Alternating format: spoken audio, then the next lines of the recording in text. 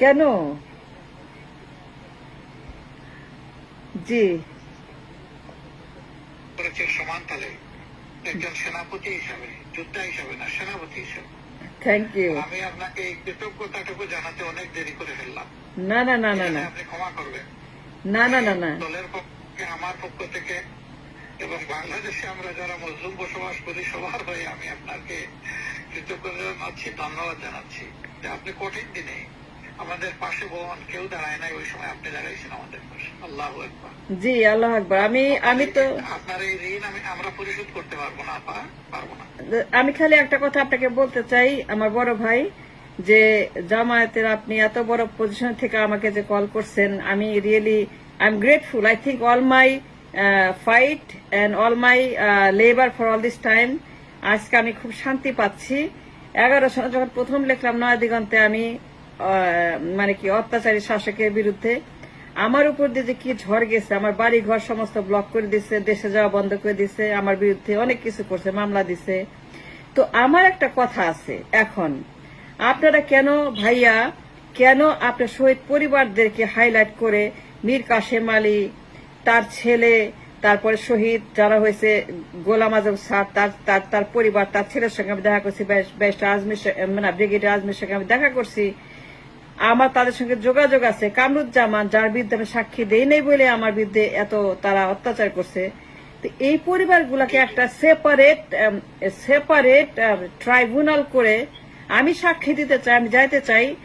যখন এটা হবে আমি নিজে বলবো যে হাসিনা গণহত্যা করছে এবং এসকে সিনহাকে এনে মুখোমুখি দাঁড় করা, তাকে ইন্টারপোলের মাধ্যমে এনে তাজুল ভাইকে, কেন আমি বলতে পারবো না, তাজুল ভাইয়ের নাম্বার আমাকে দিছে নয়া দিগন্ত থেকে তার এডিটর।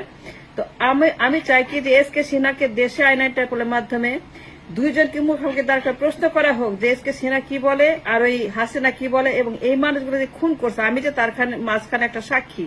কামরুজ্জামান মানুষ মারে নাই, আমাকে বলে সে হত্যা করছে, তুমি সই করো। আমি বলছি না, আমাকে কোনো মতে তোমরা বাধ্য করতে পারবে না। তারপর ওই যে চলে আসছি, তারপর থেকে আমার উপর মামলা। তা আমি চাই কি আপনারা হাইলাইট একটা ট্রাইব্যুনাল ফর দিস জামায়াতে ইসলামের বিরুদ্ধে হাসিনা ফ্যাসিজম। অবশ্যই উদ্যোগ নেব, আপনি ইনশাআল্লাহ জানবেন। আপনার দোয়া লাগবে, পরামর্শ লাগবে, সহযোগিতা লাগবে।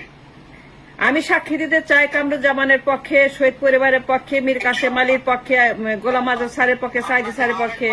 আরেকবার কৃতজ্ঞতা, আরেকবার ধন্যবাদ। আল্লাহ আপনাকে হায়াত বাড়িয়ে দিন এবং সেই দিনটা দেখার অপেক্ষায় আমরা থাকলাম, যেদিন খুনিরা কাঁদবে এবং মজলুমরা হাসবে।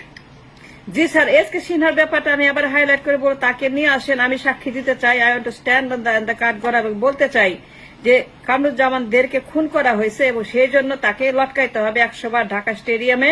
সেখানে উৎসব করব, আমরা নিজের মঞ্চ করে সেখানে হাততালি দিব, আমরা মিষ্টি খাবো, আমরা সেখানে নতুন মঞ্চ করে আমরা সেখানে উৎসব করব যে এই মহিলা যে সর্বনাশ করছে এই দেশের। এবং থ্যাংক ইউ স্যার। আমি আবার যাব 2 মাসের মধ্যে, আবার যাব, আমি যোগাযোগ করবো নয়া দিগন্ত অফিসে আপনার সাথে। আপনার ফোন নাম্বার আছে? জি আমি আসছিলাম, আমি নয়া দিগন্ত অফিসে গেছিলাম। জি জি জি, আমি এইবার গিয়ে উৎসব করব, আমি সেখানে সবার সঙ্গে দেখা করব। আমি আসলে লো প্রোফাইল ছিলাম, কারণ কি আমাকে ব্ল্যাকলিস্ট করছিল, ঢুকতে পারি নাই। তো তারপরে বাড়িঘর বদ্ধভূমি বানায় ব্লক মারি দিছে, এইগুলা ঠিক করছি। এখন আবার যাবো, এরপরে যে আপনাদের সঙ্গে ইনশাল্লাহ দেখা করব। জি আল্লাহ আপনাকে সুস্থ রাখুন এবং আমারও কৃতজ্ঞতা আপনার প্রতি, আপনার ভূমিকার কারণে।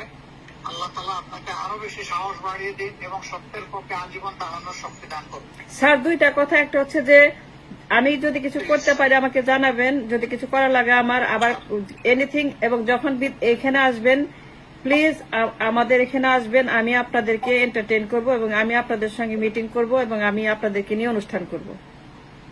আসসালামু আলাইকুম স্যার। ওয়ালাইকুম আসসালাম।